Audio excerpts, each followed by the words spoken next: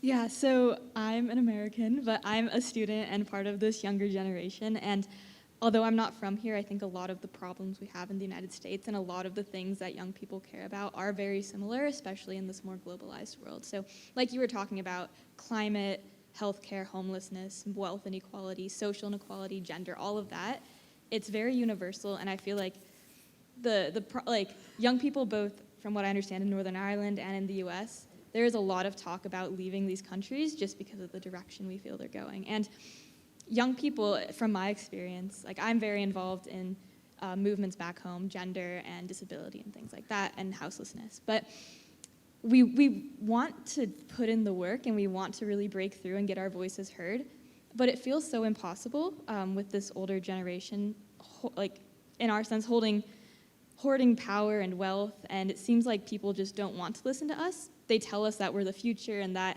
our voices matter and our opinions are really helpful, but when it comes down to it, it seems like there's just no way for us to break through. Like it's so hard to get a house, it's so hard to get an education, to get any sort of power or any sort of platform. So how do you recommend that this generation, in this country or any other country, goes forward and actually is able to break through and get their voice heard and make a difference when it feels like the people currently in power don't really want to hear our opinions? Kathy, do you have a view? Big question. Do you have an opinion? Yeah, I don't think I certainly don't have any solutions, because I do think it is a problem, and I think it's an eternal problem a bit everywhere. But I do think there are movements around the world that, sorry, I've got this thing in the way. There's movements around the world with a lot of young people who are taking action, and I don't think it has to be always through, well, you don't always have the luxury of doing it through maybe sort of assemblies and things, because you don't always have the space for it, and at the moment very few people can do it in that way anyway. But I do think movement building through organizations like Youth Action, just to pick one, on different issues are doing a lot to change narrative, to challenge thinking, getting themselves into those spaces. I think from this last election had the highest number of young people, standing and running for election and all of these things. So I think there is that change happening. So to me, that is a hope. But I think it's an eternal challenge. There's challenges around age of, the voting age. Can that be lowered? So to me, yeah, I don't know, I'm probably rambling a little bit, but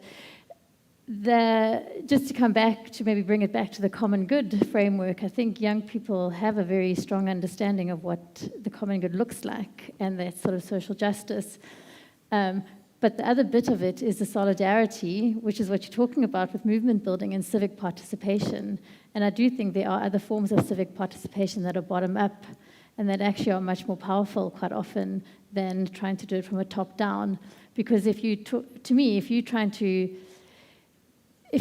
change the structure from the top down, you're trying to change, I'm going to use a biblical analogy, you're trying to change the pharaohs of the world. The pharaohs aren't going to leave their seats very willingly. The change and movement comes from the people on the ground, on the bottom. And I think those are the kind of things we have to keep working at and keep, that's where the change happens, through the groundswell, through the movement building and getting into the right spaces. And I think young people are getting into the right spaces with difficulty, but they're doing it and they've got the energy that perhaps doesn't exist in other places. And saying, you look at the climate justice campaigns, young people at the forefront of that.